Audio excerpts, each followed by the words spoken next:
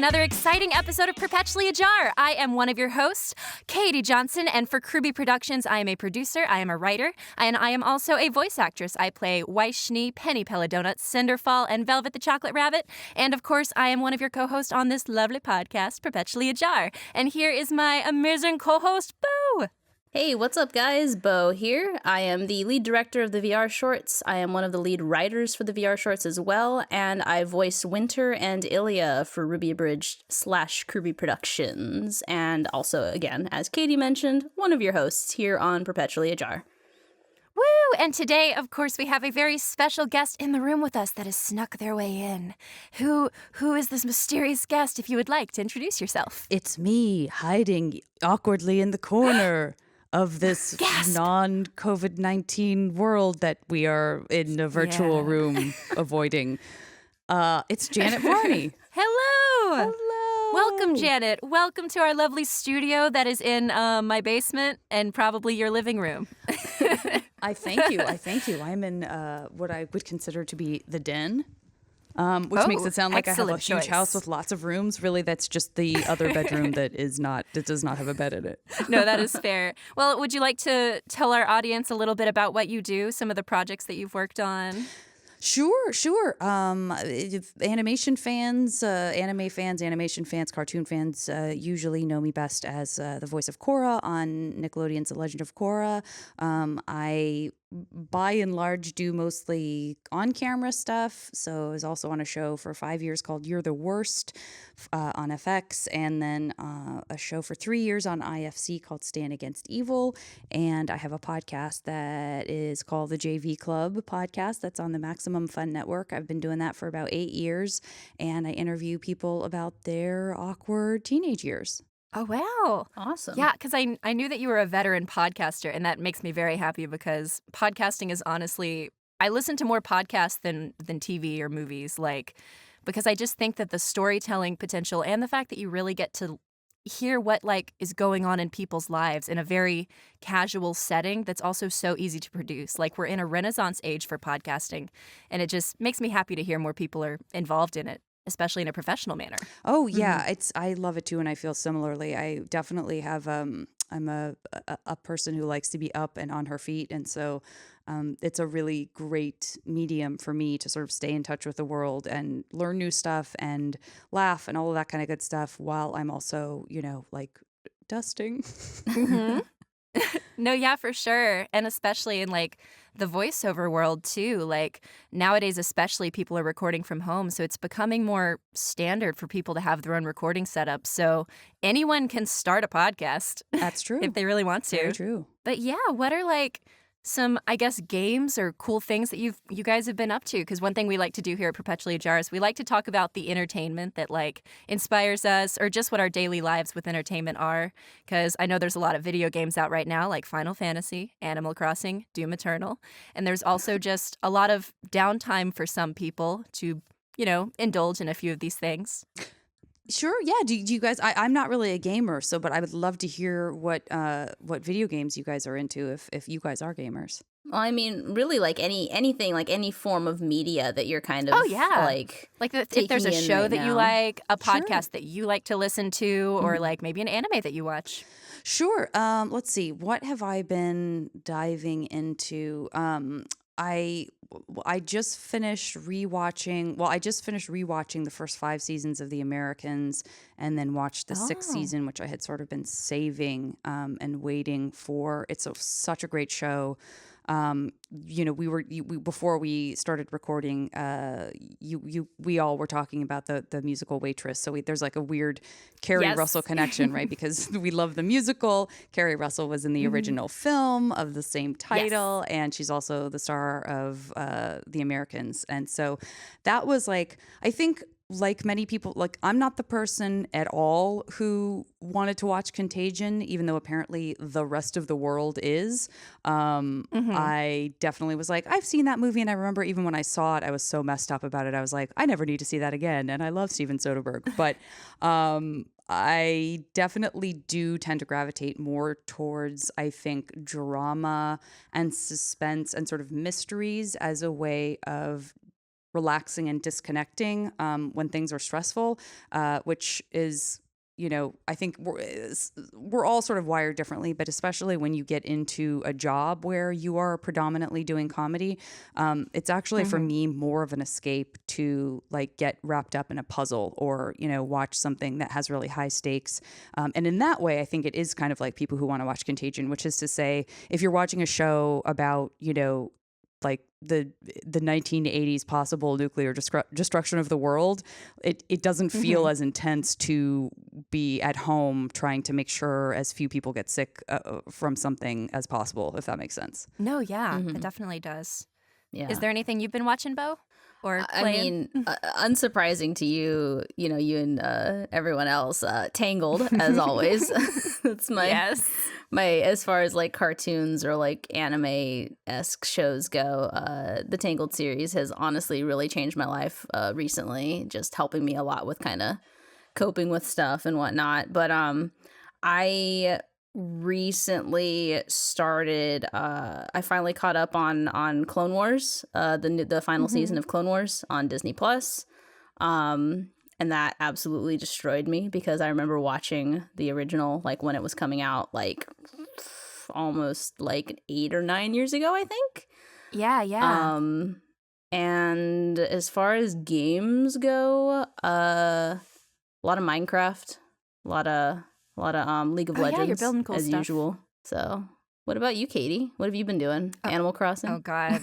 Yeah, so my whole life now has pretty much just been wake up, record, play Animal Crossing. And it's a good life. I'm very fortunate. I'm very privileged that I'm able to be able to stay home and have a roof over my head, food to eat, and financially okay enough to be able to do that.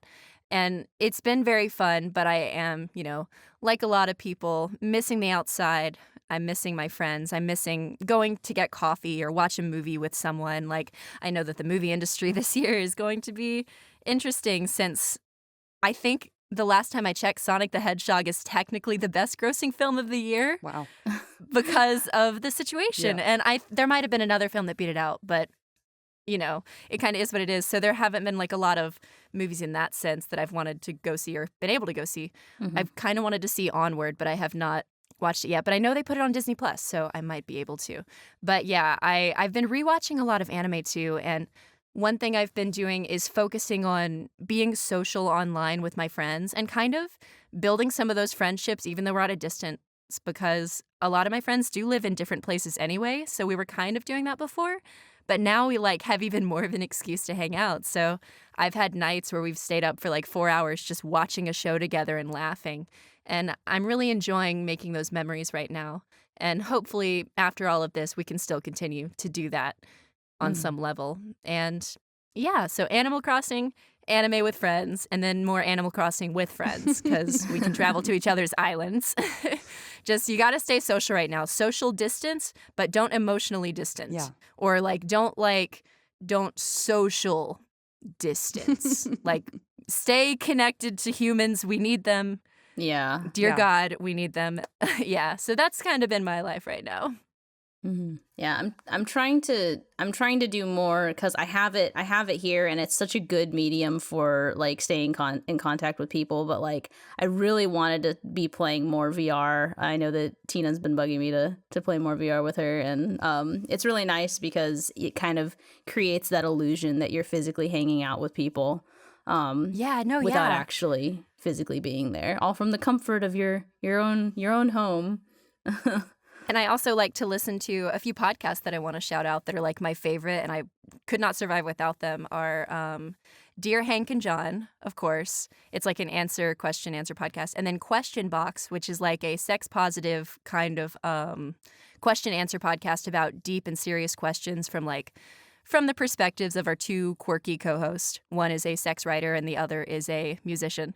And it's very interesting and fun. And then, of course, there's one that just came out called Our Plague Year, which is by the same people that wrote Welcome to Night Vale, which is another wonderful podcast series that I recommend.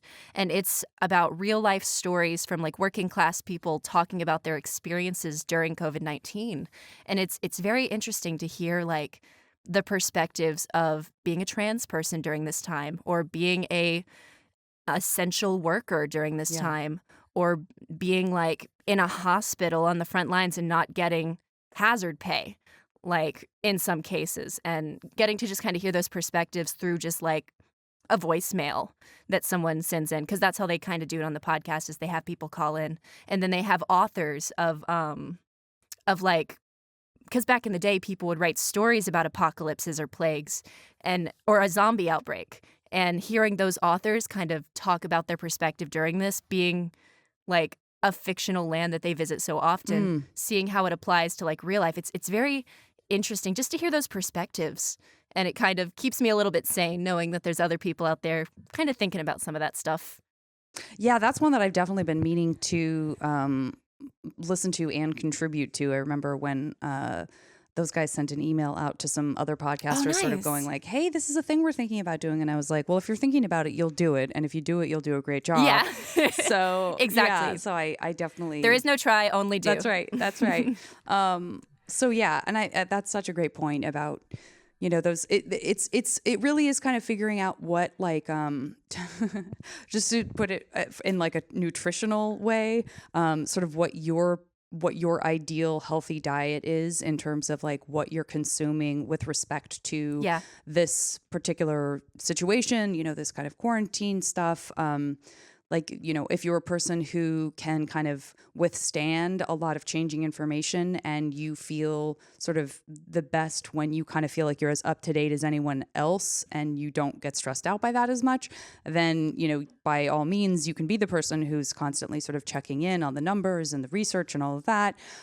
If you're someone like me, and I suspect probably also like you two, it's maybe a little bit more about like really regulating that side of things and not overindulging in like how many people have died, how many people are alive, how many people have had it, how many people they think have had it, how many tests don't we have, how many, and rather make it sort of like check in with that periodically, but also connect with the more emotional side of it and the more experiential side of it, which is what you were saying, Katy, about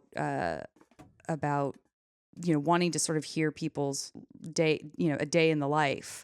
And I think that's kind of where we bake in some more maybe human optimism about stuff too, that I think is so important. So it's like, figure out what your diet is. No, yeah, definitely. My diet is definitely the, like what you mentioned with the checking in sporadically, making sure that I'm still like informed, but I have really bad anxiety. And I'm also immunocompromised, so I've been self-isolating and self-quarantining for almost like 2 months now already, basically. Yeah. And because I really genuinely can't afford to get it, and so it's I've been really trying to stay up to date on like safe practices and everything that you can do, but it's also like I get so overwhelmed so quickly that I'm like, oh, okay, I need to step back. But then it doesn't help because my dad is very like worried and like constantly, because this is the first time something like this has happened and we're not living together. Very unprecedented for our generation. Yeah, exactly. And so he's like, I want you to come stay with me. And I'm like, Dad, we are both immunocompromised. If I go out there, I risk myself, and then I risk you if I get there. And if you come out here, same thing. Yeah. So it's kind of just, we're in that boat of we just gotta ride it out now. Yeah. Yeah, because it's important to stay positive right now, of course. And, because human history does lean towards the curve of hope. And I do believe that we'll get out of this, we'll be stronger if, we properly social distance and do our part. And I trust our doctors, and I trust science, and I trust the CDC, and I trust that we will soon have a way to fight this. Maybe not a cure, but a way to lower the curve and fight it. And we just have to do our best for right now. And if that means maybe we don't get conventions for a while, well, hopefully some of those conventions next year will be able to get it out. And hopefully some of the smaller ones will get a safety net that won't make them completely shut down, or like our local businesses or our postal system. Just hoping that there's a way to make sure that we can go back to normal, even if it's a new normal.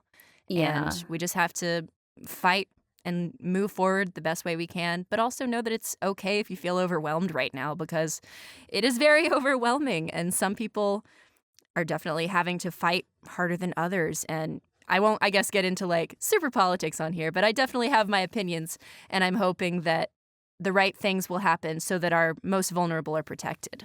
Yeah, it's it's something that really kind of hits very close to home, and I think that I've talked about it a little bit on a previous episode, but like the last real big like outbreak situation that happened was, over 10 years ago, almost 11 years ago now, was the H1N1 outbreak, the swine flu, which my mom died from. And so it's I totally get like why my dad is stressing out, because obviously he's really worried about me, and I'm of course worried about him because he's 75, so he's right in that like, if he gets it, it's not going to be good. So it's just it's something that it's insane. Like it's really insane to me to think that we're going through this, but it's also I'm very thankful to be going through it at this point in my life with the people that I have in my life. Yeah. Because I don't know at any other point. I obviously can't predict the future, but I also know like if this had happened like 2 years ago, I genuinely don't know how I would have done going through this. Yeah. God, And I think it's important to lean on those people that we have right now, because again, social distance, but don't social distance. Like, and we have a very important resource right now, the internet, that allows us to stay connected, and I'm glad that people are really utilizing that. And while your value isn't based on your productivity during this time, like if you need to just chill, then just chill. But if you want to like put stories out into the world or do something that helps someone, like I'm definitely seeing people be encouraged to do that. And just like making this silly podcast, making something that can make someone smile for an hour to kind of take their mind off of stuff, like that's one thing that I love about podcast and podcasting, is because I feel like I can give back, because podcasting has given me so much already. And I'm just really excited to keep going with it, to do our season 3 and to get to talk to cool people and hear their stories. God, season 3. We're gonna. So Janet, fun fact: episode 10, your episode here, is our season 2 finale. Actually, yes. Well, listen, congratulations on finishing up season 2, and how exciting to move into the 3rd season. Yeah, it's crazy to think that, this time last year, it was kind of, I don't even think it was a thought yet, was it, Katy? Like, no, honestly, when we first started this podcast, we were just kind of like, okay, like let's just have fun with it, see what happens, see what we can do with it. And it's come a very long way. And I think that's the best mindset when going into certain projects, is you go into it with the goal of, I want to create something that I believe in and see what happens with it. And the further it goes, great. But if we ever reach a point where it needs to come to an end, I know that I'll feel satisfied because, we did our best. And it's been really fun. And it's helped people too. Like people have told us that they enjoyed listening to it and having like the perspectives of people that they felt like were kind of like them. Also just talk about silly stuff. Because on this podcast, we kind of just like to get to know people and talk about some of the real stuff while also keeping it lighthearted. Like it's not necessarily an interview podcast. It's more of just like a conversation podcast. Sure. Yeah, definitely. No, yeah, for sure. And I guess one thing I kind of wanted to talk to you about, Janet, is the fact that before we get to our Weiss Breakers, to get into like all of our real stuff, I know with like the animation and the recording industry right now, I guess I was wondering if you wanted to share with our audience any perspectives on like the day in the life of maybe being a voice actor, or like, are there any projects that really stand out to you that you've made a connection with or would like to talk about or even share experiences about? In terms of kind of what I'm working on now, or like just past stuff, or yeah, either or really. Like if there's any project that maybe you were passionate about, whether it be Legend of Korra or whether it be your podcast, like something that you'd like to, I guess, share with the audience about that experience. Sure. Well, to be honest with you, the first thing that I thought of when you asked me that was more, I guess I went more towards thinking maybe you were talking about sort of like what it's been like now and what working has been like now. And that's probably because it has been definitely an adventure, doing more stuff from home, as is an experience that many voiceover people are having. There are definitely like just all sort of alternating levels of people that I know who are in voiceover, who, there are the people who have had have been doing voiceover as their only career for many, many years. And so inevitably they already have, they've got their studio they built inside their home, or, this like amazing studio that they built above their garage or whatever. And so they are changing almost nothing. And then you go from like the most expertise of that person to, the person who's done a bunch of cartoons, but who has no gear at home because they always just go into Nickelodeon or go into Disney or whatever. And then everything in between. And so for me, I'm in that like weird middle ground where I've had this podcast for so long, and I've recorded ADR for television shows from my home and stuff like that. But there's stuff that I'm doing now that just requires a different sound or a different set of equipment. And so I have been very much that person who's like, it's like the worst combination. It's a person who thinks that they're all set, and then totally isn't. So like, I'm the person that's like, oh, no, guys, it's fine. I can totally accept this cartoon job. I absolutely have everything I need. And then like cut to the day before record, and they're like, okay, so I guess we'll just have you do and log into this. And then if you just want to have your Pro Tools set to blah, blah, blah. And I'm like, oh, right. Okay. I'm not ready.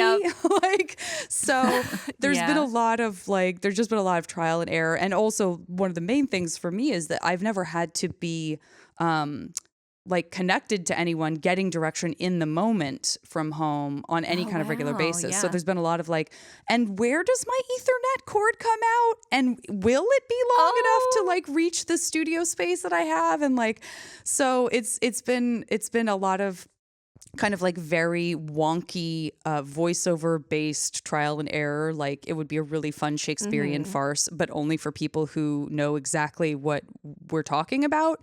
But even as recently as this morning, I'm so embarrassed by this. As recently as this morning, I've been doing some audiobook narration, which is something I'm so excited about because I just love that and have wanted to get into that for a while. And so I was having this weird thing this morning where I was like, okay, I want to record a chapter of this novel before I get on with you gals. And I was having some kind of weird feedback issue with my mic that I'd never had before. But I was but then I figured out well, if I just put my computer, if I just move the gear far enough away, for some reason it's not happening anymore. This is great. Now I'm back to being fine. And so I recorded, and then and then as I was recording, I was like, wouldn't it be funny if I had selected the wrong input and I was just not recording this? And then I was like, but I checked and I know that's not happening. And so I recorded for 40 minutes and then I came out, and sure enough, it was the wrong input. So it thought that I was trying to record off a mic that I didn't have plugged in, and the mic I did have was not the one that I had selected. So I just rehearsed reading that chapter for 40 minutes, recording nothing. Wow. Well, hey, you're gonna be a pro when you get to recording. There's just a lot of stuff like that where you're I thought I was past this. Really? I really thought that I was a professional who had worked past these sorts of mistakes.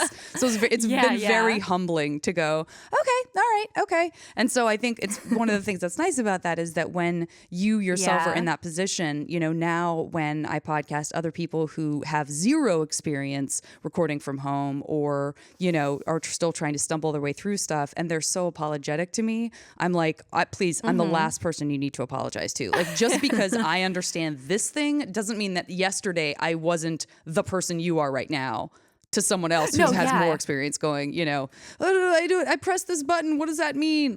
We're all sort of, speaking of, we're all in this together. There's just if ever there was a time for us to all be very patient with one another when it comes to stuff like that, it's now. Absolutely. Yes. I actually had a similar kind of again, embarrassing, and it happened live on my stream because I do live streaming, video game live streaming. Nice, yeah. As my career, which of course it's perfect time for right now. Yeah. And I have 3 different ways of muting my microphone when I'm live, and it's I have an actual switch on my headset that mutes just the headset, and so obviously neither the stream nor whoever I'm talking to can hear me.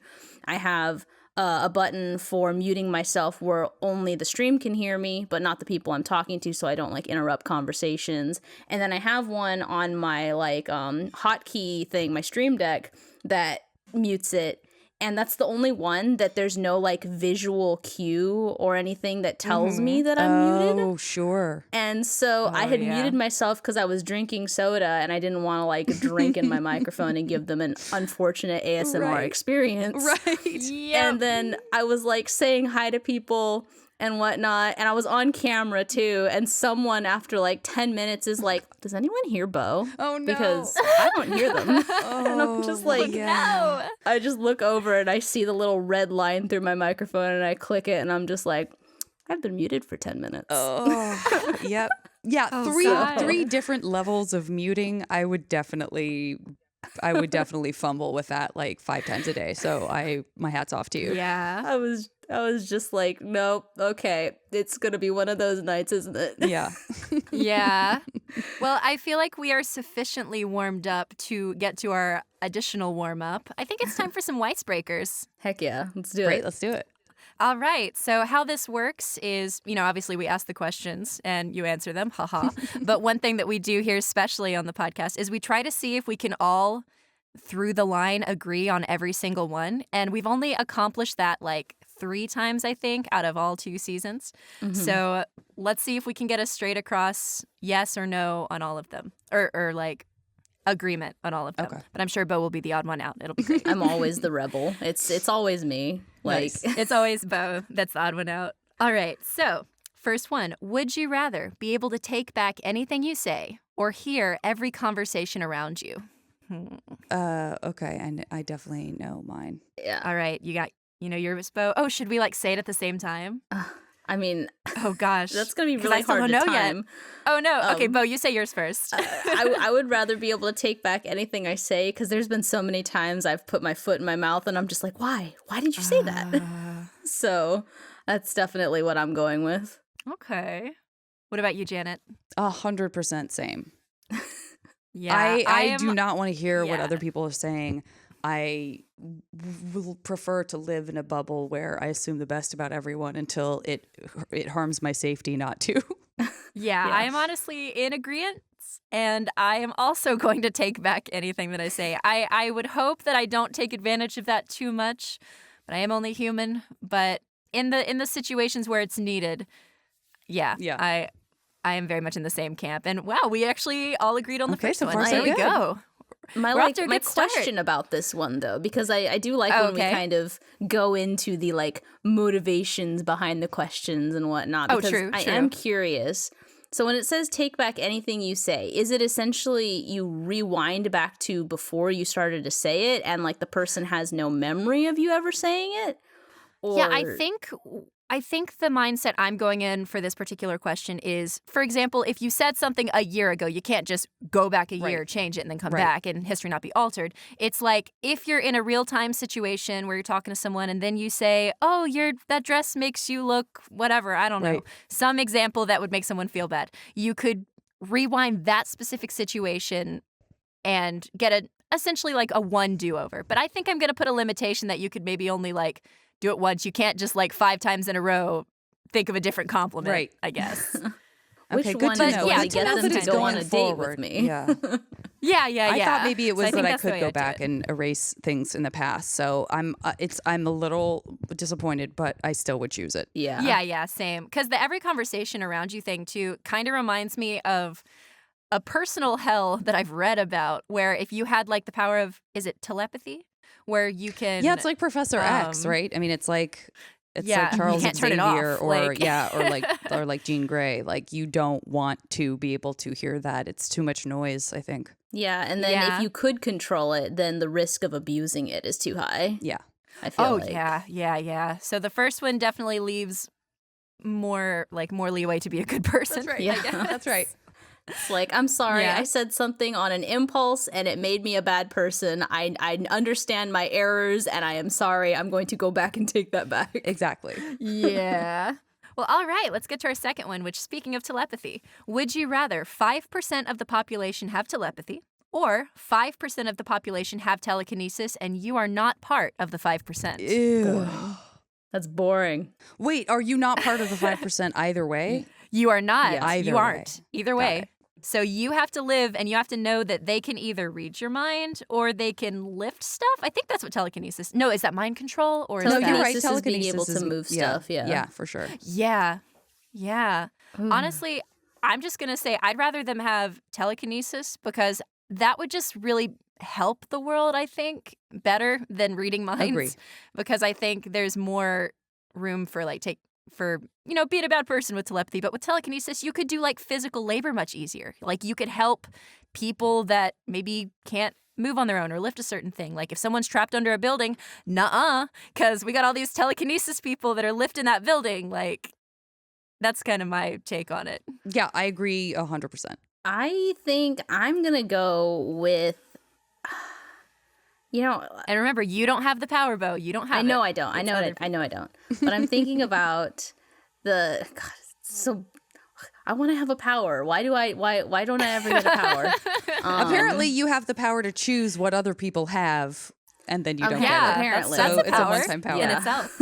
that's Yeah. that's the most dangerous power, I feel like. I'm gonna go with the telepathy because I think that a lot of good can happen from people being able to genuinely see other people's true motivations. And I think that people who might have previously been mistrusting and like really closed off, if they're suddenly able to hear what people are thinking and understand that not everyone is necessarily out to get them, I think that could do a lot of good too. So that's where my stance is. I think people either way people could hurt. If people are going to be evil, they're going to be evil regardless of whether they can hear your thoughts or move things with their mind. So I think I would rather people be able to understand and not, and this is coming from someone, like I said, with anxiety and always kind of stressing about what people think of me and whatnot. And I think that it might help a lot more people than it would hurt, in my opinion. Yeah. That's a very interesting Beau's way the of odd one thinking out. about it. Yeah. Yeah, But I yeah. don't agree. But that is a very interesting way of thinking about it. Yeah, because that's the thing about the Weiss Breakers. You can kind of like learn about people's perspectives with certain situations. I just that's the most flashed. positive. Yeah, I think that's the most positive. You definitely took it to the most positive place that would make sense to go. Yeah. But I think my concern is like people's thoughts race so much that like telepathy Yeah. to me is different than like telempathy. Did I just make that up? Telepathy! I love If that. you told me we great. could have I love that. telepathy, That's my new I'm podcast all name. about. Yeah, I'm all about it. I worry because I think thoughts don't necessarily reflect feelings, and so That's the name of the episode. Yeah, if someone like if someone, you know what I mean, if someone has those racing thoughts of like, oh, I hate this or I want to do this person ill or da da da da, like in any moment you could take that as the truth when really it's just the brain's way of needing to process through to get to like the feeling and Like the thought action crimes. that is going to Yeah. actually ultimately result. Does that make sense? Yeah, that makes sense. Yeah. I don't know why I flashed back to when you were like, I don't agree, but it made me think of that the scene from the first Avengers movie with Nick Fury where it's like, yeah, I acknowledge the council's decision, but given it's a stupid one, I've elected to ignore it. I love it. Also, Telempathy is now my headcanon name of this episode. Yeah, that's- because we usually name the episode like with something that happens in it, and I'm just We'll love put that that on the word list now. and we'll see what we've got. Well, it was, as far as I'm concerned, hello? it was born on this episode because I've certainly never thought of it before, but that doesn't mean that like if you Googled it, 50 million people weren't like, yeah, oh yeah, Beau, we can already you hear came me? up with this idea. This is my OC superpower. It's called telepathy. That's and- right. That's right. yes. Well, all right. For our first Weiss Breaker, we all agreed. Second, Beau was the odd one out. Let's see where we are on the third one. Mm-hmm. So, would you rather know how above or below average you are at everything, or know how above or below average people are at one skill or talent just by looking at them?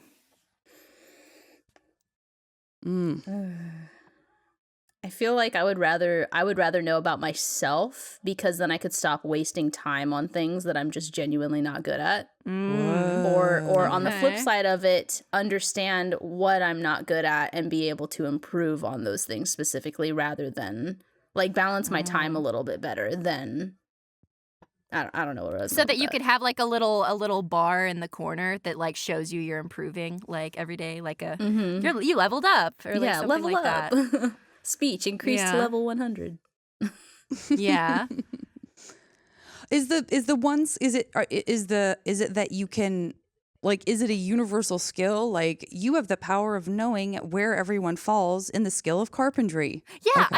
I think that's a good way of looking at it. Like you have like It's not like this you skill. pick one skill to know about each different person depending on what your whim is. No, yeah. It's like you have a stat card. Like you look at them and their stats just like appear, and maybe you could like even do a mind Google search where it's like carpentry, butterfly catching. So I can assign it to each person. Well, that's a lot of power somehow. Oh wait, but it does say one skill or talent. I think my So maybe it's one at a interpretation of it time. was that you can only know about one skill or talent from a person, not necessarily you are only capable of recognizing one specific talent. Gotcha. Just that you could only find one from someone. Oh, actually, yeah, because when I'm reading it, it says, would you rather know how above or below you are at everything or know how above or below average people are at one thing? So that's very particular. Yeah. Mm-hmm. Well, I would definitely ooh, take that's too the much. other people, I think. Yeah, It I'm in gives me more agreeance. opportunity to be hard on myself if I'm constantly finding, like, weighing myself against everyone else versus just like, like, you know, there are practical ways of, you know, if you go to like get your car fixed or something and you can just look at that person and know, actually they're really good at what they're doing right now, so I'm in the right place versus like, oh, they're terrible. Yeah. I should go. Yeah, no, I definitely think that if I could see a scale of all the things I'm doing, that could more than inspire me, it would actually dishearten me because sometimes I think that there's things that it's okay to do that you're not the best at. Sometimes enjoying something for the sake of doing it, like I'm learning to play the harmonica right now, not because I think I'm going to be a professional harmonica-er, but I think it would be randomly fun and I have a harmonica. So I'm like just trying it out. And I don't want to know how good I am yet. I know I suck. Yeah. I'm sitting But here. like Jake the dog says, first you have to suck at something to That's be right. okay at something. I'm sitting here realizing that one of my Winterview questions totally comes back around to this question. So, Oh no! Well, so our final answers are, yeah, I'd rather know about other people. Janet would rather know about other people. And you were, Beau, you were Again. about yourself? yes, I'd rather know more about myself because I personally don't think it's my place personally to know about what people are good at. I think if it's something Okay. that they want to share with me, then that's their choice. I'm really uncomfortable knowing things about people without them knowing that I know. Sure. So, Yeah, that's valid. yeah, that's Right. so. It's so interesting hearing Beau's answers sometimes. I know, Or for well, sure. like, because even I can, because we've had people on the podcast where I've been the odd one out too. So it's like, it's fun. That's why Weiss Breakers are fun. Absolutely. Yeah. Well, all right, then let us get to our Winterview questions now. I will start us off. I feel like we are sufficiently broken in. Okay. Janet, what are some techniques you recommend for staying motivated or disciplined? Oh boy. I have to have a to-do list. I'm not one of those people who can sort of like just like keep things in their mind about like I should get around to that. I'm not as organized as I'm sure many people on the above and below average scale that none of us know about each other. Yeah. But I have to see it in print, or I'll forget about it. And to that end, I have to organize because I do a lot of different things. For me, I have to super organize like my email into like project specific folders like almost immediately, and you know I really have to. I think email for me is like massively important. Like that is sort of the kind of messy bed, messy head of my professional life, is if like there's a bunch of unanswered stuff and it's not been kind of organized and addressed and then like put into a to-do list if it still hasn't happened, then I feel very chaotic and I feel very I feel like there's too much I'm trying to wrap my arms around, that like there's just stuff getting away that I'm not thinking about, and that's a very unsettling feeling for me. I'm not a particularly relaxed person about that stuff. I'm pretty anxious also of a person. So I think for me, I have to feel like I have a handle on it. And then conversely, the challenge being an anxious person is to also like constantly like motivation isn't a huge problem for me. So I would say that I have to give myself a break. I have to go, just because it's on the list doesn't mean it has to happen right now. And just because it stays on the list, if it's something that stays on the list for a long time, doesn't make you a bad person. Like that, those are sort of the self-talks that I have to do because, you know, mostly it's about sort of getting out of my own way in terms of like, if you're hard on yourself, then you're probably not going to do the best work anyway, you know, and just kind of trying to remind myself of that. Yeah, I think my answer is kind of in the same vein of I like having a list.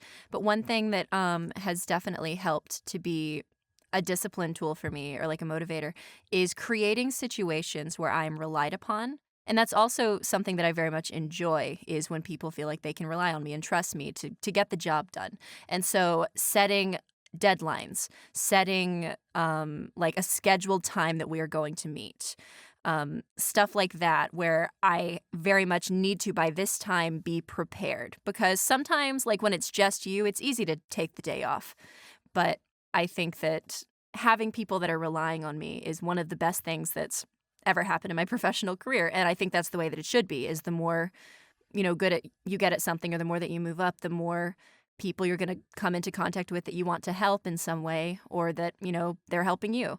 And so finding ways to be efficient and reliable are kind of motivators for me, but also help keep me disciplined, because I want those connections. I want to be a person that's relied upon. So that motivates me, but then it also kicks my ass into gear because I don't want to let this person down. Yep, I think that's and great. I want to make them proud. Yeah, totally agree. Yeah. I think I am the most unmotivated, most undisciplined person in my entire life. I've never met someone who's more unmotivated and not disciplined.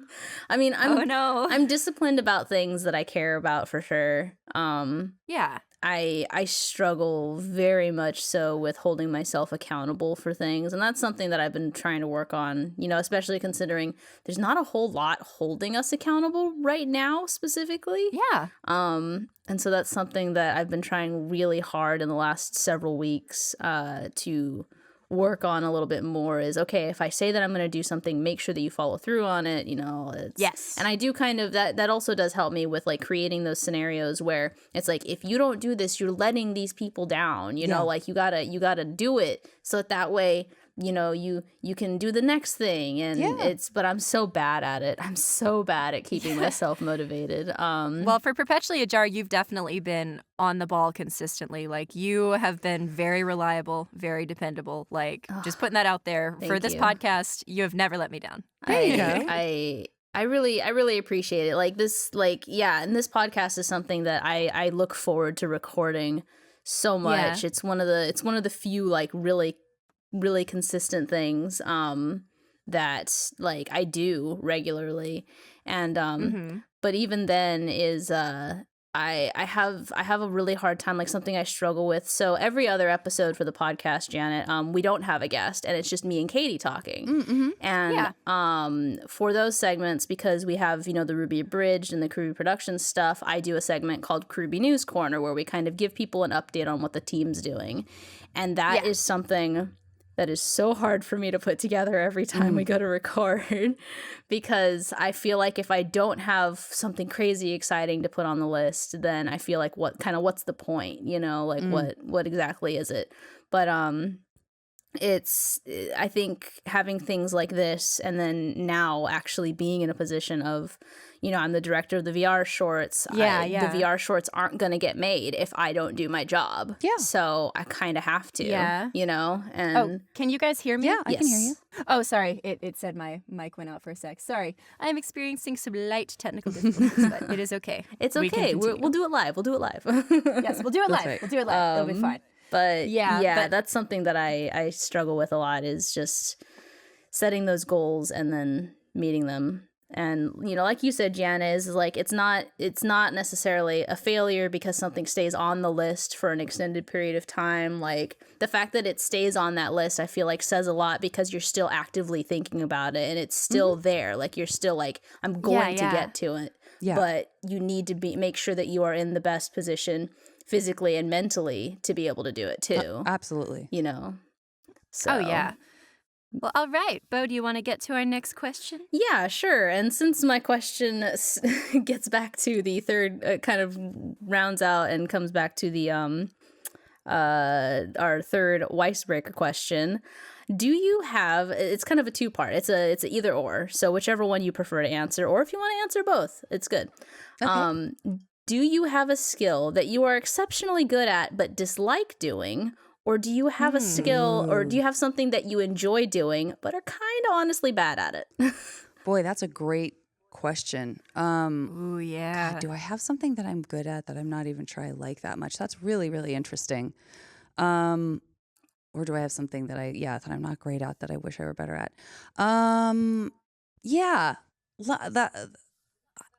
I feel like the answer is certainly yes to one or the other, and probably both. I'm trying to think of like I'm trying to think of what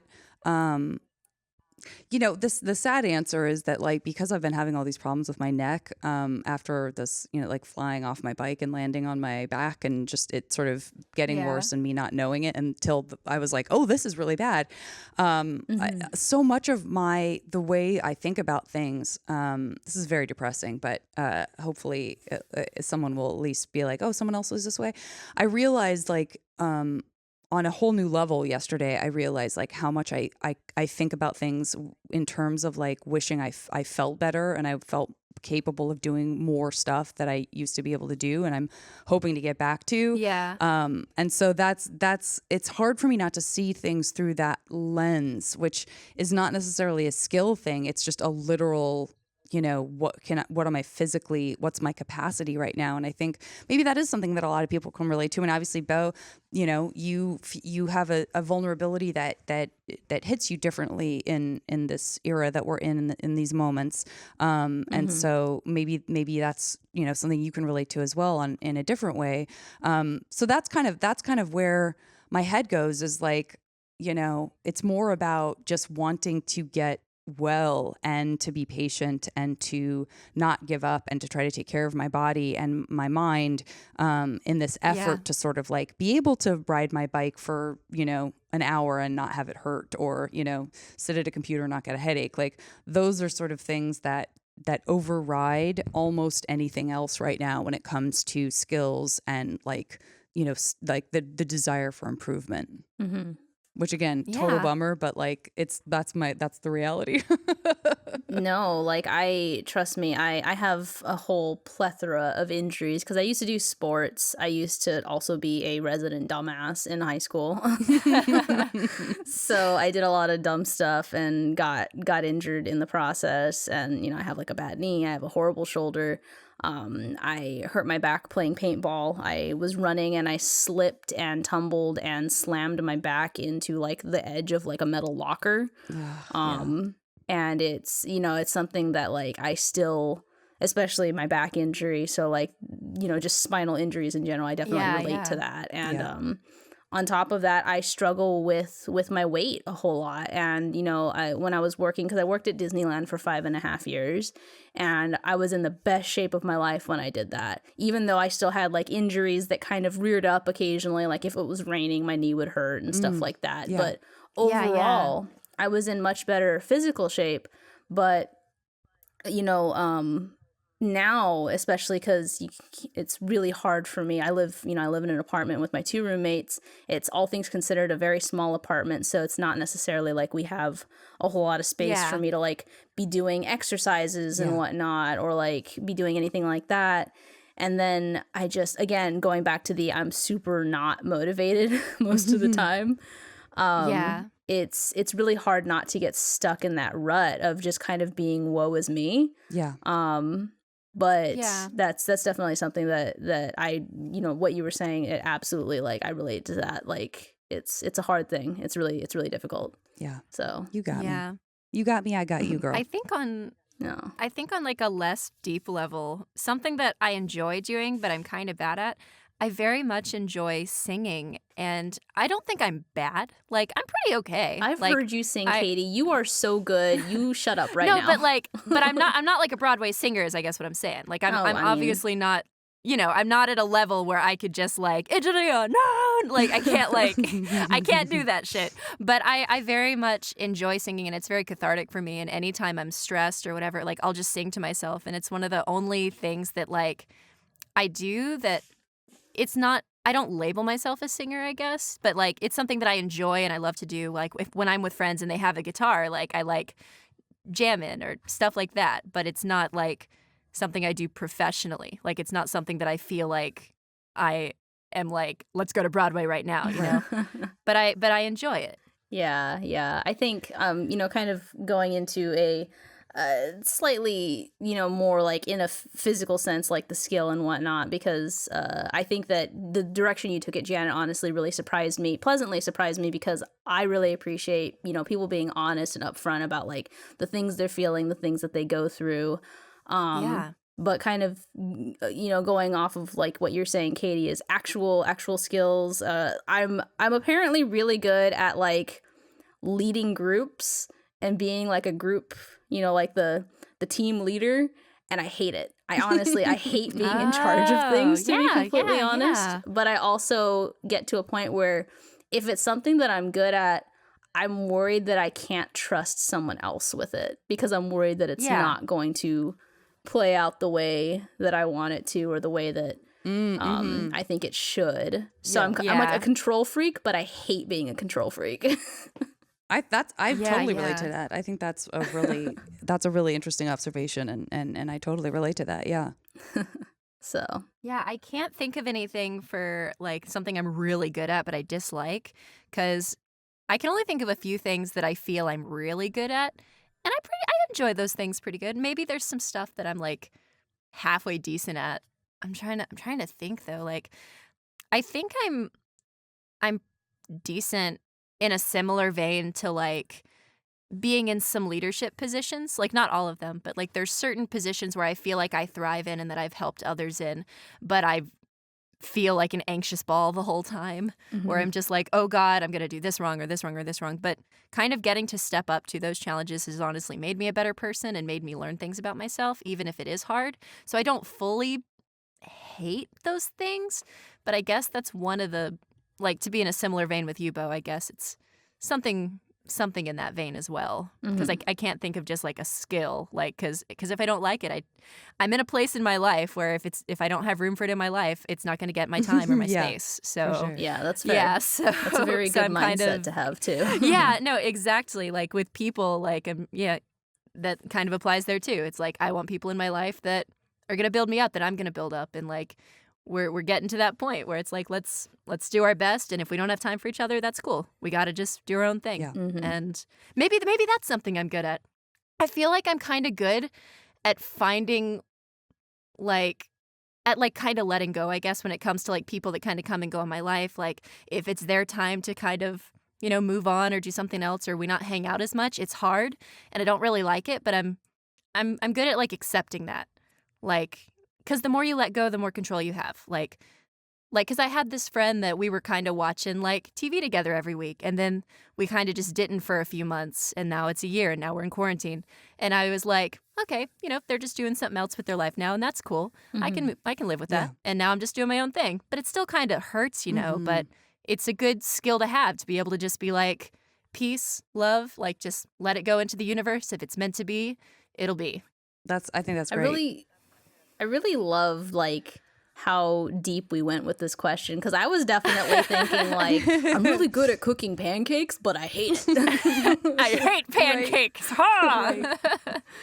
But all right, well, thank you guys for those answers. Like I said, that really kind of surprised me with those answers. So Katy, you wanna pick it back up with your second Winterview question? Very much so. So Janet, this is actually a Winterview question that I believe I've asked another guest, but I really like this question, and I think that something good always comes from it. What is a piece of advice that someone gave you at any point in your life that has stuck with you? It can be personal or professional. Great question. I'm just sifting through some good advice stuff.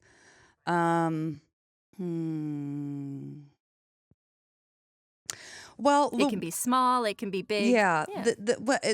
I mean, I'll just go with the first thing that popped into my mind because it popped into my mind, and then I was like, oh, don't talk about that because it's everything is so serious right now in this conversation.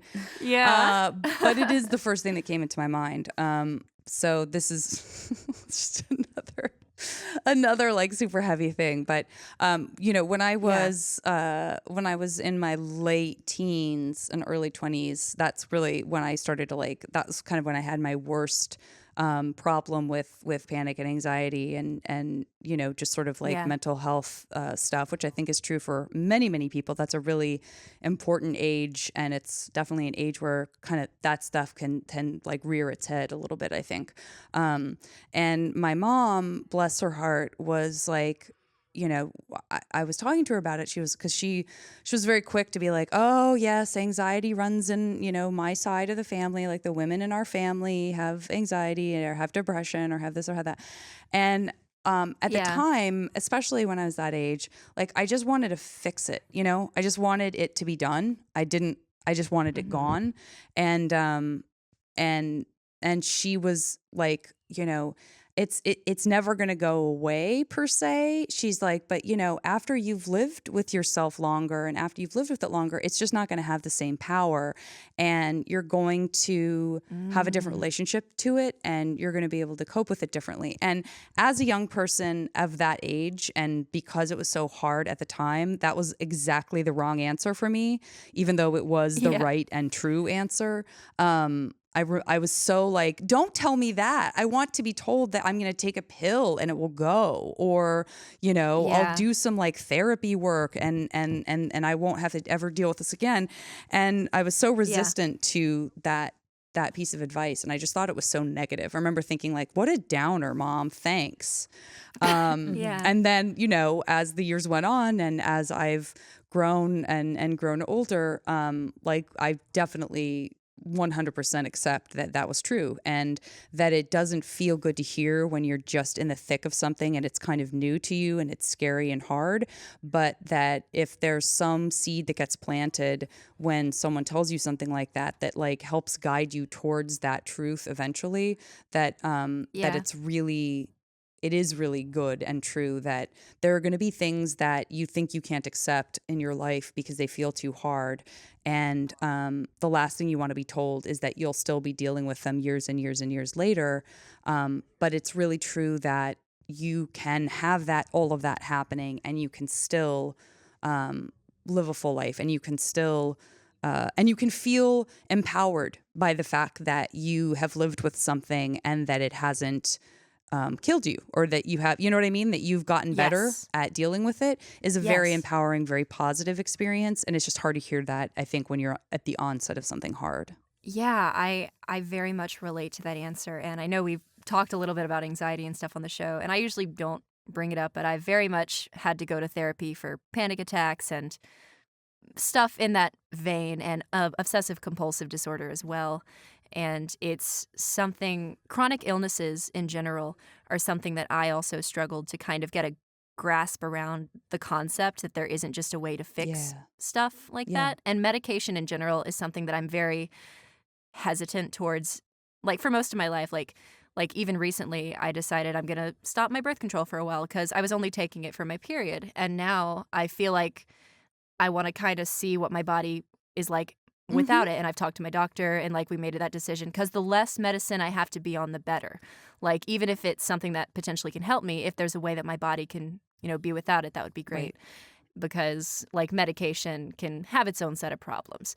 And just dealing with the fact that there are situations in your life that won't ever truly disappear, but there's something that won't have a power over you the more that you grow and the more people you have in your life and the relationships and the strength that you feel inwardly and outwardly, as that develops. That's definitely a lesson I've learned the hard way, and sometimes easy ways, because sometimes there's people that are there that just make it seem so easy, and then it is easy, because it really is until it isn't. That's right. It isn't until it is. Right. That's been a piece that I guess that's my answer, is it is until it isn't, and it isn't until it is. And so you just have to live your life doing your best, And if a situation starts to change, don't resist the change. Like, work with it, and maybe you can make the outcome something that's good for you. But like, my example with a friend earlier, that like maybe we grew a little more distant. That's okay. You have your whole life to be friends with somebody, and there's always going to be more people. Right. And just because someone's not in your life anymore doesn't mean you have an enemy. It just means, you're going different directions, and that's kind of how life works. But then there's going to be people along the way that you bring in for the next round. Absolutely. Mm-hmm. And because it is until it isn't, and it isn't until it is. Yeah. Yeah. I know that I remember this question. I don't remember what episode it was, but previously I had said that one of the pieces of advice that someone had given me that really stuck with me was when I was first working at Disneyland, and again, high anxiety. It's a very stressful environment to work in. So I hear. And my lead, Jenica, who I've talked about a couple times, I think, on the podcast too, she pulled me aside and basically was just like, stop taking things so personally. Because it was really hard to not take it personally when you have someone like screaming at you in your face about something that they're upset at. And, it's not necessarily you they're mad at, it's the situation, and you just happen to be the face of the situation, unfortunately. Yeah, right. But I think going off of, giving a different answer than I gave last time, I would say something my mom used to tell me and really sticks with me. And since, she's obviously on the forefront of my brain because I talked about her earlier. Her birthday is actually in 4 days or 5 days. So something that she used to tell me and has really stuck with me throughout the years is life is 10% what happens to you and 90% how you react to it. Yeah.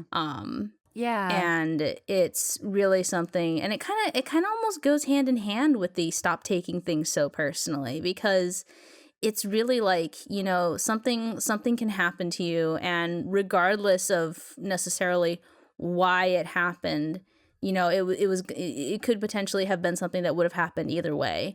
And the important thing is now all you can do is do the thing that feels right, or the thing that to be right, and react in a way that will be beneficial for future you. You don't want to react in a way that you don't want to constantly be in that mindset of like, that's the problem that future Beau can worry about.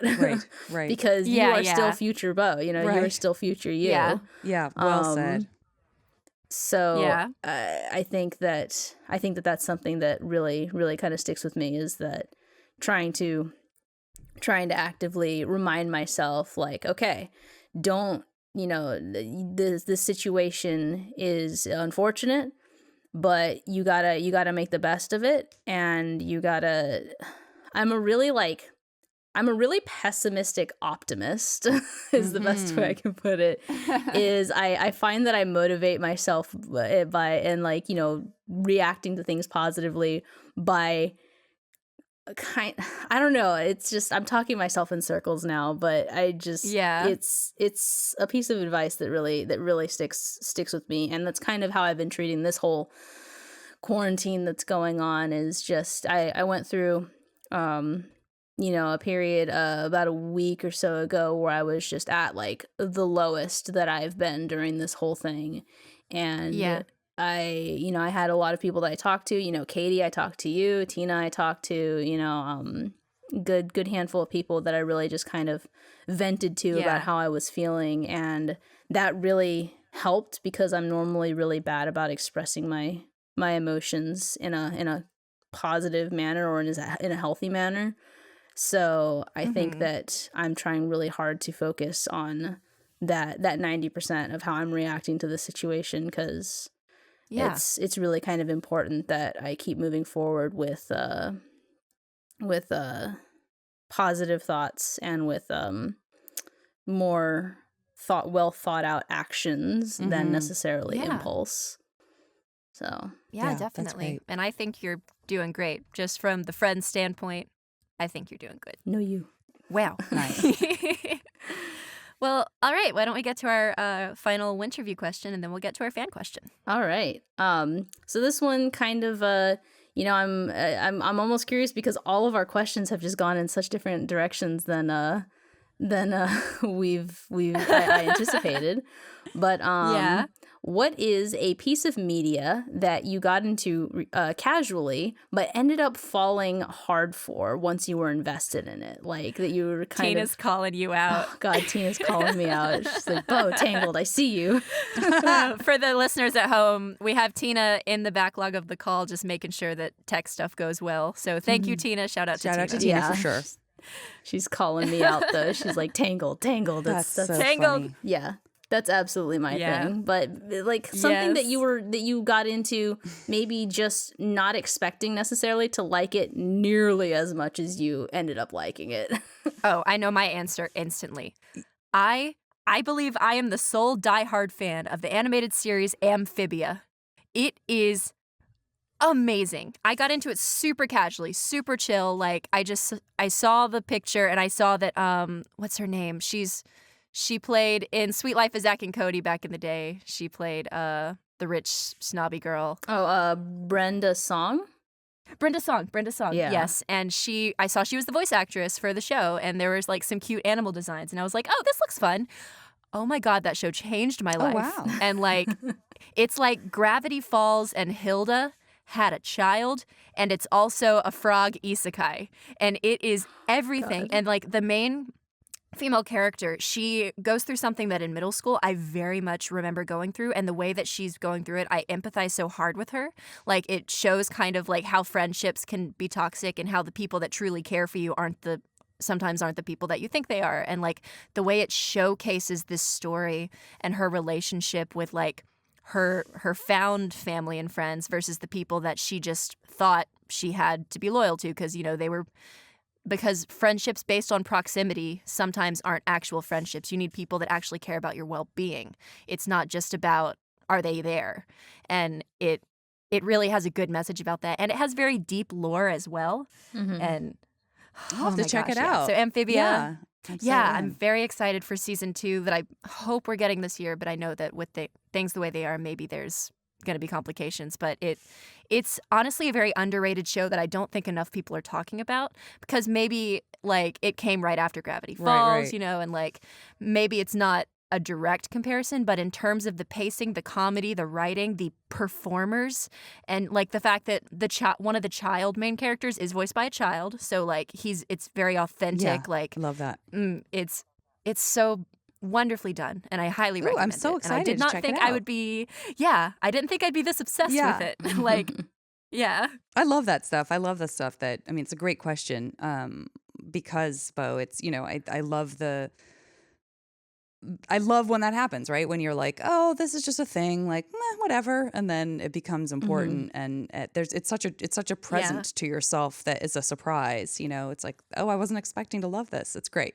Well, I'm very much like, I guess apparently I can only think of like the things that I've been dealing with in the last 24 hours. It's very short-sighted of me.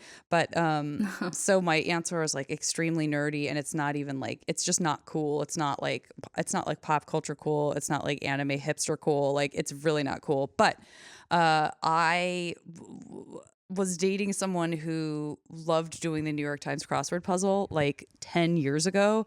And they were like, oh, I think you would really like this. And I was like, oh yeah, no. Like that's, yes, I like words, but like, I don't play Scrabble. I don't play Words with Friends. I'm just not that person.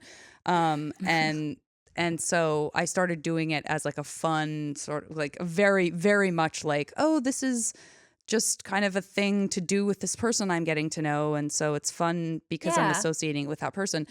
And that relationship lasted like maybe 2 months.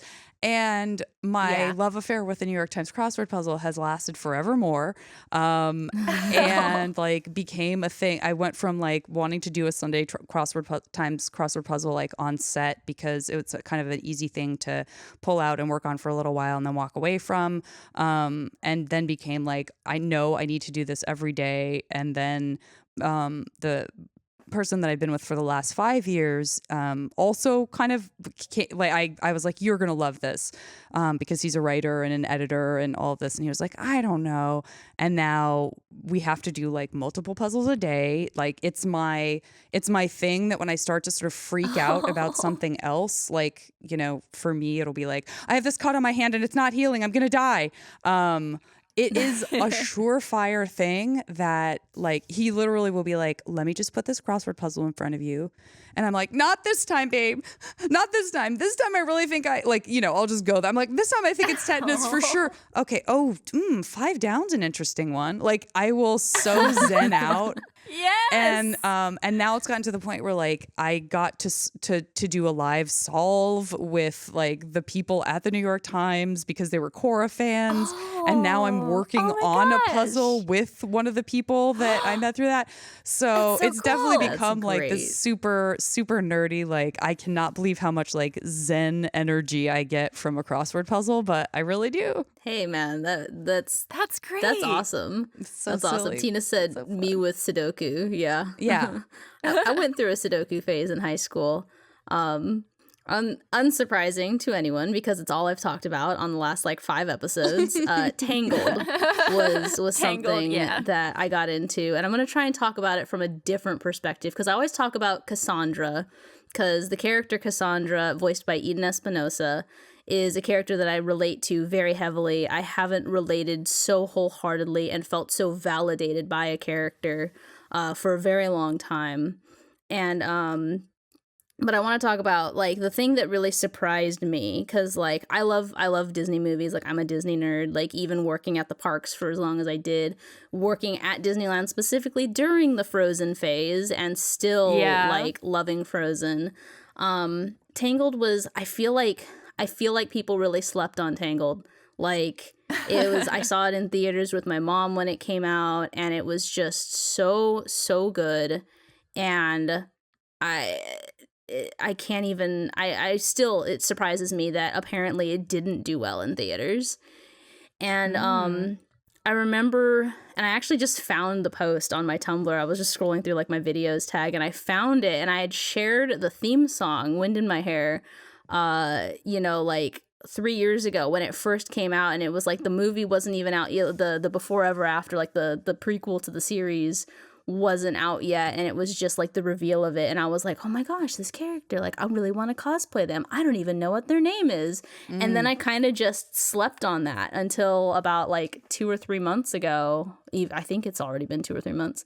But the thing that I love about it is that, and of course if we got full-on series about any of the other Disney princesses, we'd probably get this same effect to a degree. But I really love, it's been a month and a half, Tina says. Okay, thank you. Tina's our fact checker. I really love and appreciate the fact that Rapunzel, as a Disney princess, is such a real character.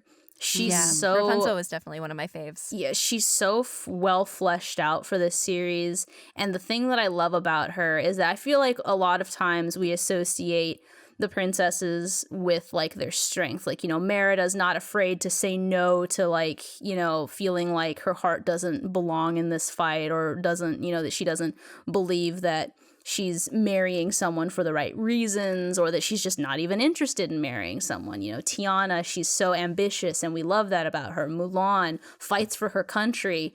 Rapunzel, fought for her freedom. But the thing that I love about the series is that we get to see her weaknesses, the things that she's not good at, and the fact that she's allowed to be wrong. Normalizing that in our female characters. Yeah, exactly. Especially. Exactly. And she, they show her, making decisions and the repercussions of those decisions where, in the moment, it felt like it was the right decision, but the long-term lasting effects of the decisions she made led to people being hurt, led to wars happening, all kinds of crazy things going on. And I really just appreciate how real she is. And she went from being honestly not in my top 5 favorite princesses to being my favorite princess now because of how much her story resonates with me too. Like, having these expectations but not feeling like you're the one for the job, or not feeling like you're capable of being able to meet those expectations. So that's the thing. Also, Cassandra is just the greatest character ever. So, and you guys should watch it because it's really good. These are some good answers. We definitely had 3 different spectrums, because mine's just this, I guess, little indie show, or maybe not indie. It's on Disney, I think. And yours is based on the big movie.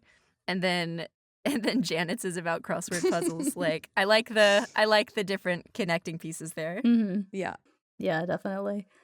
Well, heck yeah. Then let us, without further ado. Oh, did you have something else to say, Beau? Oh no, I was just gonna take the spotlight from you and be like, we should go and do our fans mini questions.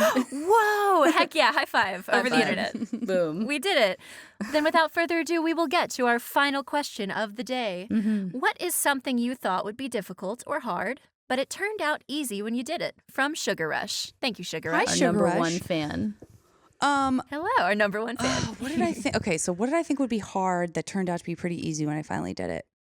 God, I cannot. I'm really trying to just go with my gut response, but I guess everything's so heavy right now because of like all the stuff that we're all processing. But maybe that means that people are in the same mindset, so they want to hear it. But this is not that big. Yeah. This is not that heavy. But it's very much, very, very much a combination, as many of these topics have turned out to be, a combination of Sugar Rush's question plus Katy's response to Beau's question plus my response to Beau's question. So it is very much it is until it isn't, or it isn't until it is. I definitely have always been like a total wuss about getting my blood drawn.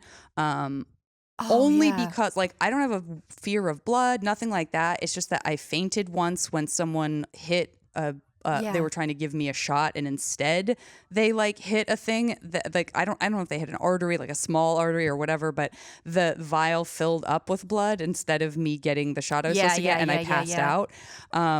And if you ever have had panic attacks, then you are probably a person who understands that your fear is not the thing. Your fear is the thing will cause a panic attack. So correct. Actually, like my relation to this story is I was watching Mad Max Fury Road in theaters, and when the blood transfusion happened, I actually have a similar vein of fear where when that was on the screen, it actually put me into a panic attack. Go. You never know when it's gonna jump up and bite you. But so having had that once, so once you've had an experience that you then associate with panic, you worry that it's going to cause panic, not that the experience itself, that there's something wrong with it. And so I was just always so afraid to get my blood taken because I thought, oh, it's going to trigger a panic attack. No one wants that. If you have had a series of panic attacks in your life, you know that like you will avoid anything that might give you one because it becomes like the number one thing you don't want. If you're a Dragon Con and they're doing a blood drive, you avoid it. Like that's, exactly. Yeah. So I just have always been that, and a couple of years ago, less than a couple of years ago, a year and a half ago, I had to have surgery. And like, I was less nervous about the surgery itself than I was about the fact that I had to have my blood panel done just to like check off the box. Like, yes, you're healthy. You can have surgery. You can undergo anesthesia. And I had to get my blood drawn. And for some reason, like, this is too long of a story for this last question, but the love of my life, the person that I'm with now, he was gonna be with me because I thought, well, you know, if I can just like stare at someone and to have them talk to me, that usually keeps you from having a panic attack. And so he had to come from somewhere else to meet me to get the blood test. And while I was waiting for him, I got so excited about the idea of fooling him into thinking I hadn't done it, but I really already had done it. Like if he came and I had already had my blood done, and then I could pretend to be too scared and then like show him that I had done it by myself. I got so excited about that I was like, I'm going to do it. I'm just going to do it. And so I went and got it done. And I was fine, and he came, and I was like, you know, totally just like pranked him in such an annoying, stupid, childish way. But I was like, I don't think I can do this. And he was like, you can do it. And I was like, you're right, I already did it. And like showed my the little thing. And ever since then, I have zero issue with it. Like, and I also have a thyroid condition, so I have to get my blood tested. And so now it's like a breeze. Like it is nothing to me. It's nothing to me. It really like is it till it isn't. It was until it wasn't. And so that Sugar Rush is my answer, which is a thing that I thought I would. I was like, it will always be hard for me to get my blood drawn. All of a sudden now, it's like the least thing I'm ever worried about. It's completely cool and fine, and it's super easy. And so if that can happen for me, it can happen for anyone.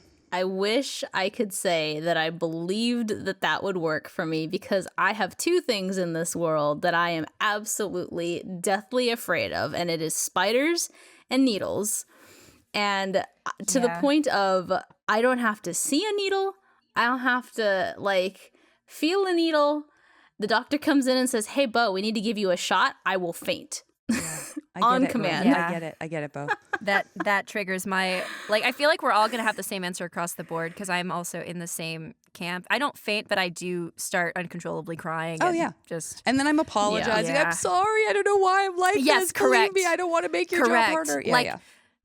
Yeah, you're like acknowledging how irrational your mind is being. You're just like crying. You're through the tears. You're explaining to them, this is just what's happening because my body is reacting in such a way that like that's literally my experience as well. And it's just like hearing your story. Just sorry to like to interrupt you, Beau, but like I just I had a very similar experience on New Year's. Actually, I was just flying back from I was in Italy before all of this happened. I'm very fortunate that I got to go before all of this happened.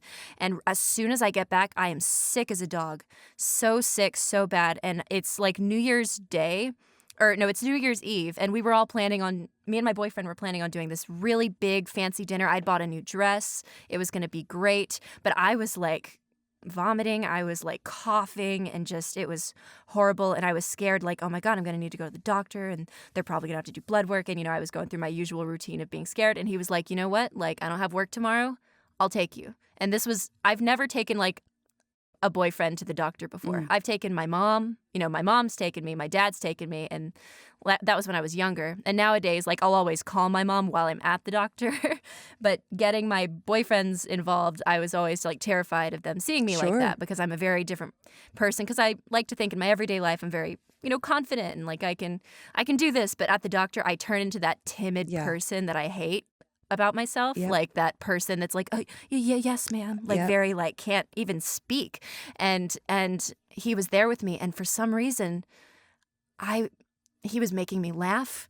I was feeling this confidence I didn't think I would feel with that vulnerability. And in the doctor's office, it turned out they actually didn't need to do blood work or give me a shot. They offered a steroid shot, but they said it wouldn't really help. It was just something that they could give me. So I was like, well, if it's not going to help, I don't think I need that. But I asked them, like, and I've never done this before. I asked them, do I need to do blood work? Because I'm ready and willing. And usually I say, I don't want to do blood work at all costs. That's usually the thing that I say immediately as I walk in. But this time I was holding his hand and I said that, and I didn't cry at all. Like, even through saying it, because sometimes just saying it makes me cry. And even right now, like, recounting it, when I think of him just being there, it just felt so natural and so like it's going to be okay. So I haven't had the experience of actually, getting the blood work while he's there, but it was a big step for me. Oh yeah, being able you will. I mean, it. you will. Like that's those. It doesn't even have to be like the thing itself. It's just you're already changing your relationship to that thing. Yes. Yes. And because I'm trying to do one step at a time, because I even will watch movies with him and I'll have to cover my eyes if there's a medical scene. And I'm trying to just get to a point where my relationship with it, changes. And just, your answer just very much inspired me and I'm very happy. And if you want to tell your story too, Beau, now. Yeah. I'm just my relationship with needles has always been a very dicey one. And I'm genuinely and it's so frustrating. Like that's the most frustrating thing about it, isn't it? Or you're that you're being irrational about it. And you know that your body is just reacting negatively. And it's creating these chemicals that are then creating, that anxiety, that nervous feeling. And it's so frustrating to be like, yo, I'm scared of this, but then on the other side of that coin, you're just like, you are being such a baby right now. You beat yourself up on top of everything else. You're also being mean to yourself about it. Yeah. Yes. And so my experience with remember several years back there was the big measles outbreak, right? Yeah. I was working at Disneyland at the time, and it turns out that I had come in contact with patient 0. Wow. Oh God. And so they were like, "Oh, do you have your records for showing that you've been vaccinated for the measles and whatnot?" And I was like, I mean, I know that I have because I remember every single time I have been poked with a needle, but I don't have the papers to prove that I have. And they're like, well, then you're going to have to get them again. Yeah. And I remember just being like, God.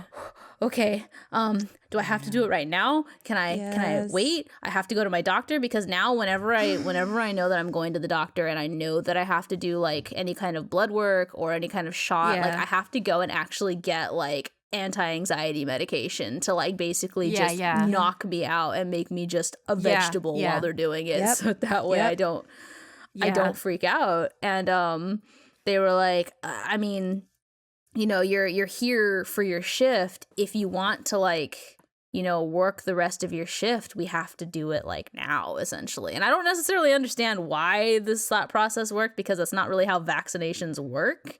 Yeah. Because it's like if I got the vaccination then or like the next day, the results would have still been the same. Like I was still exposed by that point. Right. But I was like, well, I for whatever reason, I was really looking forward to that shift and I wanted to be able to just go back. And I was like, okay, cool. Yeah, exactly. I don't understand. Tina said if you had it, you could be exposing others. Again, I don't understand the reasoning behind this. And I think that it might have just been someone wanting to kind of just be over with it. I think just kind of get I think that's highly likely. I think it's about I think it's about a huge corporation going, we're not going to F around with this. Like, we're just do it. Yeah. Just do it so we can cross it off our list because we don't want to think about it. Yeah, exactly. But of course that didn't make me feel any better. Of course not. Of course not. Of course. And the worst part about it is, I don't know if either of you have had it recently enough to remember where the measles shot is, but it's in the meaty part of the back of your arm. Ugh. And so the worst part about it is that you have to, you know, it's not one of those like, okay, cool, I'm going to like turn my face away, but I know where they are. It was like I had to lay on my back facing away from them and they had to come up from behind me and poke me in the arm. And it was just like, I'm the kind of person that just because of my anxiety, I'm the kind of person that has to sit in a restaurant. I can't have my back to the door. Like, I need to be facing the door where people are coming from constantly. Like, I'm always nervous when people are behind me.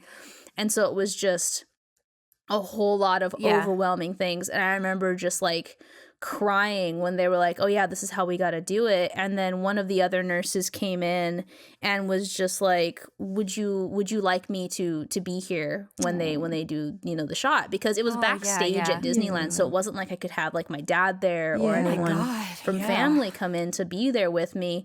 And they were like, do you have anyone that you're close to that's a cast member that can come and, you know, and be here? And I was just like, no, I mean, you being here, that means a lot. And like her kindness really kind of calmed me down a lot. And she held my hand and she was like, I have a daughter who's about your age that feels very similarly about needles, and she was just talking to me and I never even felt the needle go in. Like it happened. She was like, okay, you're done. I love it. And I was just like, what? Already? Wow. And you know, the thing about vaccinations too is like I guess I'm really sensitive to them because I definitely, after it had, you know, it was all said and done, like I kind of had that like ache where I could feel the medication kind of going through. Yeah, definitely. Yeah. And so there was always that experience, but I will just never forget. And I hate myself for not remembering what her name was because I never really even got a look at her. Like she just kind of sat there and held my hand, and because I was too busy freaking out. That's the thing panicking. about care workers is like they come in, they do their job well, and they're the unsung heroes, man. Yeah. Like, really. God, even talking, like all of us giving answers like this is making me jittery, but it's good to talk about because, again, it's about taking that power back. Mm-hmm. It's about not letting just the thought of this thing have that control over you. And, you know, you're still going to have your weak moments, for sure. But just... For sure, but like you were going to feel so high when you... And I'm speaking from the other side and the recent other side. You're going to feel so high and excited and proud of yourself and thankful. Like you will get on the other side of that, and it feels so good. And it's so common. It's so common. That's what's so adorable is that, you know, when we're in those moments by ourselves, we feel so spectacularly broken and like embarrassed of who we are. And we feel like no one, you know, we have to apologize for who we are ourselves. And those people see that more often than not. Like when someone's like, oh, a lot of people are like this, like, and you're like, I know, but not as dumb as me, right? Like they really are like, no. like everyone is like this about needles. Yeah. And it's just, it's just, and those little moments of humanity, like you were saying, where somebody takes the time to care and to connect with you on a personal level and to comfort you and to make you feel seen and to make you feel like you're not crazy, all of that stuff, like that is a game changer. And and I think that, in some way we're not there in the moment in the room doing that, but just by talking about this, if this like inspires someone, to go and just like give it another try, or to know that like they can hear this conversation in their heads, like as they're trying to kind of get past something that they're fearful of, like that's that same intention. The same intention is like, I wish I could take that fear away from everyone, Yeah. Yes. I wouldn't wish that 100%. feeling. Like, it's such a bad feeling. Like, it makes me, I feel so jittery. I feel sick. So worthless, so weak. Yeah. I feel like, and the really weird thing, and I always joke about it because it's like, working at Disneyland, I've seen people get hurt. I've seen horrible accidents, unfortunately, which you wouldn't think would happen at Disneyland, but they do. Yeah. And it's when it's other people, I get this like mama bear thing of like, oh God, I need to help them. I need to help them. But the second it's me, I'm like hit with this sudden sense of my own mortality. And I'm just like, absolutely. And like, the biggest baby. And like, we can never think that anyone would want to help you like that. You're just like, oh God, I am dumb. I'm stupid. I am this and that. And don't waste your time on me. But everybody else, like, there are people that care and want to help you get through that, because if you're like that, surely other people like that exist. Yeah. Yes. Like, find the helpers.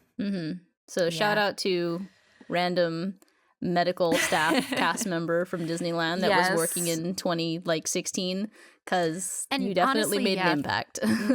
Thank you to every nurse or doctor in general, of course, but especially right now, when you just take that 2 minutes to just be kind, to just smile at me in a way that shows me that you care and you understand, and that even though I'm crying, you're not looking down on me. That just means the world. You're talking to me like a human being, not like a fucking child, which I know that, like, I feel like one, but when you treat me with that respect, that's what we need in the world. Just people like that in all situations, but especially in the most vulnerable times. That's when it's helped me so much, like more than I can even imagine. Like, it's helped me. And I think that it's also helped me become a more empathetic person, because receiving, being that low and receiving that generosity really puts you into perspective. It's very humbling. Yeah, I agree. Yeah, man, we this went deep episode again. got We went deep. I know. so beautiful. I love it. And like, this is the first time I've talked about this specific issue in such a manner on a podcast, and like in a way that people are going to hear this. People are going to know that about me. And like, it's very strengthening to feel like you're kind of taking the power back from something. Like, even if it's just, hey, maybe don't close your eyes the next time you see a needle on the screen. Or if somebody says the word needle, just take a deep breath. It's okay. Or if next time I'm at Dragon Con, which is like next year, because Con's this year, when they're doing the blood drive, you don't have to close your eyes and run the other way. Right. Just walk by, maybe take a glance, and then just keep going, because it's normal, it's natural, it's okay. Yeah. And just, oh God. This has been a great episode, and I just want to thank you so much, Janet, for coming on and talking to us. My pleasure. It's absolutely. been lovely. It's been lovely. I'm really feeling Telempathy, because we talked about that our feelings, and so much of it we were kind of all on the same page, like. Yes, just very from much different so. perspectives. So I'm really kind of feeling Telempathy for the title, to be completely honest. Yeah. So I guess before we wrap things up, Janet, can you tell them where they can find you on social media? And is there any project that you would like to promote? Of course. Yes, you can find me on Twitter at Janet Varney. You can find me on Instagram at the JV Club, which is also the name of my podcast. Yeah, I don't know if I mean, this is like, I'm never the person who's working on something that they're not allowed, they can talk, like that whole thing, because I don't do a lot of video games, and that's usually the place where you can't say anything. I don't really know. There's a couple of things that I actually have no idea if it's okay for me to talk about that I'm doing. So I guess I can't say that, but I would say definitely follow me on social media, and I will keep people apprised there. I am notorious, like, disappear from social media simply because I'm like in the real world and I just totally forget. But I've been better. I've certainly been better since all of this began, at kind of checking in and trying to post things that make people smile and stuff. So you can find me there, and then that's where a lot of, the kind of stuff moving forward with wanting to do more, like the Legend of Korra comic reading that I did a week or two ago. That's like a good place to be kept informed on when we do more kind of Korra related and Korrasami related stuff too. So I know Tina and I were both there in the chat when that happened. A treat. I've cosplayed Korra. I actually started out cosplaying Kuvira. Love it. Love Kuvira. Oh, I love Kuvira so much. Yeah. Zelda Williams is a goddess. Very much so. Yeah, so that's gonna be cool. So you guys, I know for a fact I've seen people in the server and people that have like said stuff when I've mentioned Korra or Korrasami or anything about Last Airbender or anything like that. You guys go follow Janet. Do it. Thank you. I love it. Thank you. And where can they find you, Beau? Oh, I have no idea. I can't even find myself right now. Man, mood. As usual, you guys can find me on Twitter at Beau from KRWBY. That's BeauFromKRWBY. My Twitch, where I do all of my gaming live streams and live reactions, which is twitch.tv/CB Cosplay. And then also my my Discord server, the Crimson Raiders, not affiliated with the same group of the name from Borderlands. It's an unfortunate circumstance that I picked the same name. I like pirates. Raiders are the people that jump from one ship to the other and fight other people.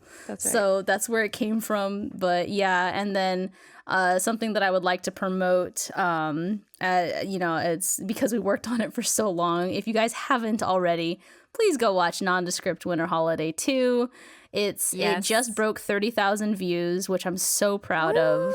I know that so many of us worked so hard on that, and so if you guys haven't seen it yet, yes, we did. Please go check it out. Yeah, and where can they find you, Katy? Heck yeah, you can find me on the internet. I am on Twitter and Instagram and all that good stuff at KaniDay Official. That's KaniDay Official. You can also find me on YouTube at Dr. Crafty, where I'm a voice actress and a writer. And you can find me on the Weird Flex But Okay podcast, a podcast that I hope about comedy and workout and weeaboo life, with Jordan Jax Blade Downs on YouTube. And you can find us on Twitter at Weird Flex Pod, and our Patreon, Weird Flex But Okay Patreon. And you can also find me, of course, at KRWBY Productions, where I am a writer, actress, all that fun stuff. And I am a co-host for Perpetually Ajar, this wonderful, wonderful podcast that I love hosting. And if you ever want to see any silly shenanigans from me or Beau or anyone, just please follow us on Twitter, because that's mostly where I live. And of course, you can find KRWBY Productions here on YouTube. You found it. Congratulations. And you can find us on Twitter at RWBY ABRG. And you can also find us on Patreon at KRWBY Productions on Patreon. And we have some really cool stuff. And hopefully we're going to be introducing some more events in the community soon and some updates in the next few months to our Patreon. So make sure to keep an eye on it. And we will have a very special something premiering in the next month on the channel. So keep an eye out. Awesome. You know, it's really kind of funny, Katy, because this is the first time you and I have recorded out of order, because this is the season finale, and this episode's not actually set to come out until May 12th. We're recording this on April you're right. 19th. I think we're doing this ahead. Farthest ahead we've ever recorded an episode. Yeah, that's true. And then tomorrow we're recording the next episode. So we're recording 10 today, but recording 9 tomorrow. Listen, this is just the life of a podcaster. right. We're doing our best. We're just living and learning. But yes, yeah, thank you again. so much. Yeah. Great. Thanks, guys. Yeah. Woo! All right, that is a wrap. Quick, someone say something funny. Brilliant. Tina has no nipples. Whoa! That you heard it here first. You Spoilers. heard it here first.